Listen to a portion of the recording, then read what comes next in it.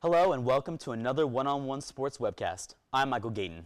And I'm Steve Roth. The Winter Olympics in Vancouver are set to begin this weekend, and as always, we will be supporting the athletes wearing red, white, and blue. Mike, of the two Olympic Games, which is your favorite? All right, two names come to mind whenever I'm thinking about which Olympic Games are better. That's Michael Phelps and Usain Bolt. Michael Phelps, household name, 8 gold medals in the 2008 Olympics. I mean, that's never been done before. And now that, Michael Phelps has established himself not only as one of, if not the greatest Olympic athlete of all time, but one of just the greatest athletes in general of all time.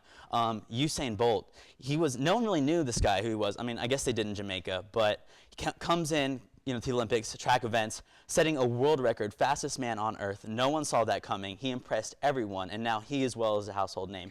And, in the Winter Olympics, there's not many of these household athletes, or at least, if they are, it's not by something so, like such a world record performance or something so amazing. Well, I agree with you in that those two athletes are incredible, to say the least. Michael Phelps, I was a huge fan when he was in the Olympics a couple years ago in the Summer Olympics, and he just did fabulous. He did a really good job. He, got several medals, broke all kinds of records, Olympic records, and, there was nothing more exciting than that team relay against France. And Usain Bolt is another one, small country, but they got a good athlete. But I'm going to have to disagree with you as far as if the Winter Olympics have no athletes that are well-known in the U.S., it would definitely be Shaun White, who's been known for a decade, in our country, and Apolo Anton Ohno, who is definitely my favorite non-hockey player in the Olympics for the winter.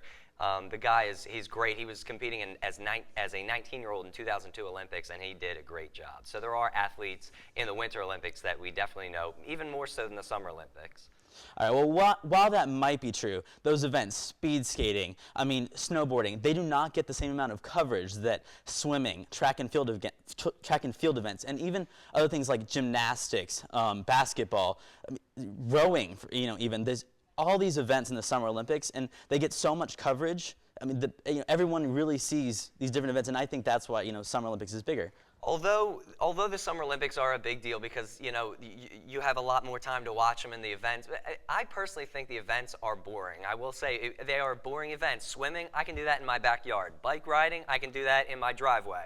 Anything else you can pretty much do in the Summer Olympics, play basketball, I can do that in my driveway. Everything in the Summer Olympics just seems to me like just another event, nothing going on exciting. While in the Winter Olympics, you have things like luge and skeleton and ski jumping, these incredible events. Another, curling is an entertaining one, although it may not be very, make a lot of sense, but the Winter Olympics certainly, I think, are more interesting and exciting. It's interesting you bring up curling because you think the Summer Olympics are boring. I don't think there's a more boring sport than curling.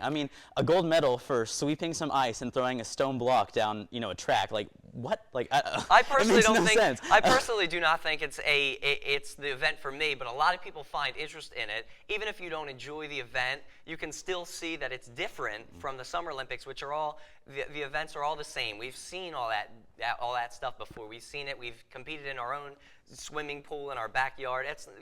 Most people don't have the ability to do skeleton in their backyard. Yes, so it's very different in that way. But that's the reason that the Summer Olympic, the different sports are so interesting because people can relate to them. There's so many swimmers. There's so many basketball players, there's so many gymnasts, there's, so many people that run, they're not Olympic caliber athletes, but they can relate to how these people train, how these people compete, and, they use that in their own, when watching it, and it makes it more interesting, more appealing. Not everyone, you have to be near the mountains to ski or snowboard, and some people ski and snowboard once a year, but it still doesn't, compare to the hours and hours of training that goes into, preparing for the Winter Olympics. I think that's what makes it more epic that they don't do it that often. And another thing is the Summer Olympics, there's so many events and so many people competing that it's I lose interest because there's just so many. In winter, you can focus more on the athletes because there's less events, and although they both have a 2-week period of time, I just think the Winter Olympics are both unique and they also have less events, so it sort of makes them each a bigger deal, sort of. Yeah, that's interesting.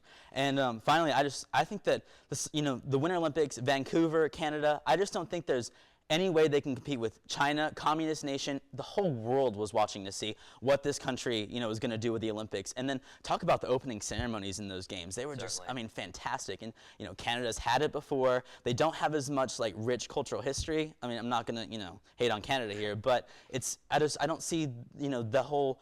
Everyone was watching it. Everyone got into the hype of it, and I just don't see that originating from these Winter Olympics coming up. Yeah, I don't know. I mean, again, I see the opening ceremonies and things like that from the past Olympics, and and I see that is all the same. I think there's nothing that changes from one Olympic event to the next, except for the fact that you have different athletes. Like the ceremony in Beijing, that was incredible. Mm-hmm. But as far as the difference between each of them, I don't get caught up in that. I just each one is special in its own way, sort of thing. All right. Unfortunately, that is all the time we have. Be sure to come back throughout the Olympics as Steve and I discuss all of the action from Vancouver. Until then, whose side are you on?